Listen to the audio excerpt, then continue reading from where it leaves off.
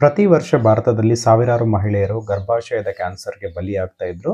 ಇದನ್ನ ತಡೆಗಟ್ಟಬೇಕು ಅಂತ ಹೇಳ್ಬಿಟ್ಟು ಭಾರತದ ಸರ್ಕಾರ ಒಂದು ಮಹತ್ವದ ಹೆಜ್ಜೆಯನ್ನ ಇಟ್ಟಿದೆ ಅಂತಾನೆ ಹೇಳ್ಬೋದು. ಏನಕ್ಕಂತಂದ್ರೆ ಇದೀಗ ಭಾರತ ಸರ್ಕಾರ 14 ವರ್ಷದ ಒಳಗಿನ ಹುಡುಗಿಯರಿಗೆ ಉಚಿತವಾಗಿ ಒಂದು HPV ಲಸಿಕೆಯನ್ನ ನೀಡೋದಕ್ಕೆ ಒಂದು ಯೋಜನೆಯನ್ನ ಚಾಲನೆ ಮಾಡಿದೆ ಅಂತಾನೆ ಹೇಳ್ಬೋದು. ಇಷ್ಟಕ್ಕೂ ಯಾವ ವಯಸ್ಸಿನ ಮಕ್ಕಳಿಗೆ ಒಂದು ಲಸಿಕೆಯನ್ನ ಕೊಡ್ತಾರೆ, ಈ ಲಸಿಕೆ ಯಾವ ಸ್ಥಳದಲ್ಲಿ ನೀಡಲಾಗುತ್ತೆ, ಇದಕ್ಕೆ ಏನು ಪ್ರಯಾರಿಟೀಸ್ ಇರ್ತವೆ, ಯಾರು ತಗೋಬಹುದು ಯಾರು ತಗೋಬಾರ್ದು, ಮತ್ತೆ ಯಾವ ರೀತಿ ಲಸಿಕೆಯನ್ನ ಪಡ್ಕೊಳ್ಳೋದಕ್ಕೆ ರಿಜಿಸ್ಟ್ರೇಷನ್ ಯಾವ ತರ ಮಾಡ್ಕೋಬೇಕು ಅಂಡ್ ಈ ಒಂದು ಕಾಯಿಲೆ ಯಾವ ರೀತಿ ಹರಡುತ್ತೆ, ಇದನ್ನ ಯಾವ ತರ ಪ್ರಿವೆಂಟ್ ಮಾಡ್ಕೋಬಹುದು, ತಡೆಗಟ್ಟಬಹುದು ಅನ್ನೋದ್ರ ಬಗ್ಗೆ ಈ ವಿಡಿಯೋದಲ್ಲಿ ಕಂಪ್ಲೀಟ್ ಆಗಿ ಡೀಟೇಲ್ಸ್ ಅನ್ನ ಕೊಡೋ ಪ್ರಯತ್ನವನ್ನು ಮಾಡ್ತೀನಿ.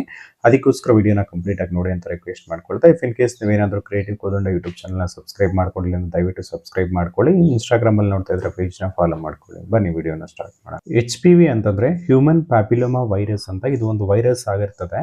ಈ ವೈರಸ್ ಕೆಲವು ಪ್ರಕಾರದ ಮಹಿಳೆಯರಲ್ಲಿ ಸರ್ವೈಕಲ್ ಒಂದು ಕ್ಯಾನ್ಸರ್ಗೆ ಕಾರಣ ಆಗುತ್ತೆ ಅಂತಾನೆ ಹೇಳ್ಬೋದು. ಭಾರತದಲ್ಲಿ ಮಹಿಳೆಯರಲ್ಲಿ ಕಂಡುಬರುವಂತಹ ಪ್ರಮುಖ ಕ್ಯಾನ್ಸರ್ಗಳಲ್ಲಿ ಗರ್ಭಾಶಯದ ಕ್ಯಾನ್ಸರ್ ಕೂಡ ಒಂದಾಗಿರ್ತದೆ. ಸೊ ಅದರ ಹಿಂದೆ ಇರ್ತಕ್ಕಂಥ ಪ್ರಮುಖ ಕಾರಣ ಅಂತಂದ್ರೆ ಇದು HPV ಸೋಂಕು ಅಂತಾನೆ ಹೇಳ್ಬೋದು.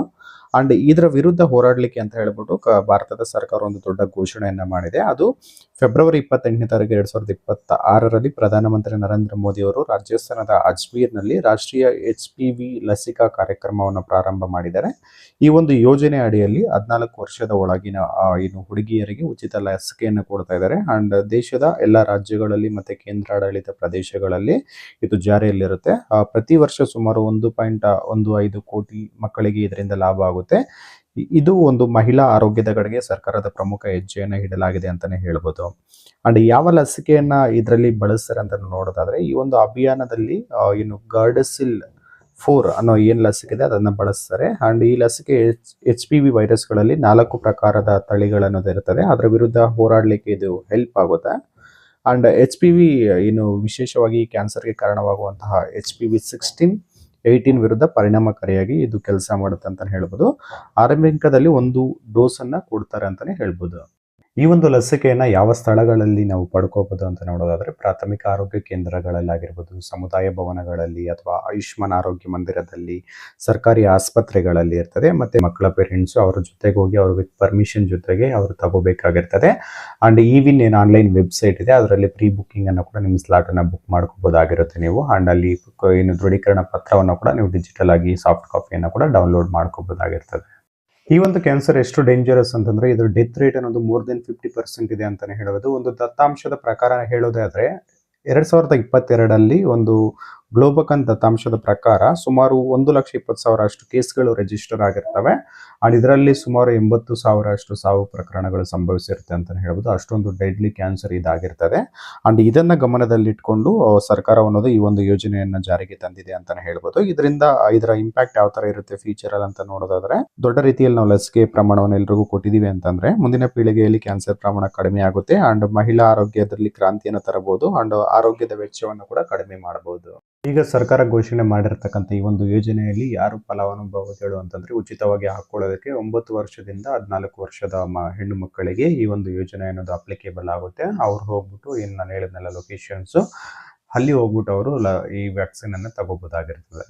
9 ರಿಂದ 14 ವರ್ಷದ ಮಕ್ಕಳಿಗೆ ಇದನ್ನ ಸೂಚಿಸಿದ್ದಾರೆ ಅಂತಂದ್ರೆ, ಅವರು ಲೈಂಗಿಕ ಪ್ರಕ್ರಿಯೆ ಅನ್ನೋದು ಇನ್ನು ಸ್ಟಾರ್ಟ್ ಆಗೋದಕ್ಕೂ ಮೊದಲೇ ಈ ಒಂದು ವ್ಯಾಕ್ಸಿನ್ ಅನ್ನ ತಗೊಂಡಿದ್ದಾರೆ ಅಂತಂದ್ರೆ, ಸೊ ಈ ಒಂದು ಕ್ಯಾನ್ಸರ್ ಬರೋದಕ್ಕೆ ಪ್ರಿವೆಂಟ್ ಮಾಡೋಕೆ ತುಂಬಾ ಹೆಲ್ಪ್ ಆಗುತ್ತೆ. ಒಂದು ರೋಗ ನಿರೋಧಕ ಶಕ್ತಿ ಅನ್ನೋದು ಕೂಡ ಜಾಸ್ತಿ ಆಗುತ್ತೆ ಅವ್ರ ಬಾಡಿಯಲ್ಲಿ ಅಂತ ಹೇಳ್ಬಿಟ್ಟು ಒಂದು ಫಸ್ಟ್ ಡೋಸ್ ಅನ್ನ ಈ ಒಂದು ಏಜ್ ಬಿಟ್ವೀನ್ ಅಲ್ಲಿ 9 to 14 ಒಳಗಡೆ ಇರೋವರೆಗೆ ಒಂದು ಸಜೆಸ್ಟ್ ಮಾಡಿರ್ತಕ್ಕಂಥದ್ದು.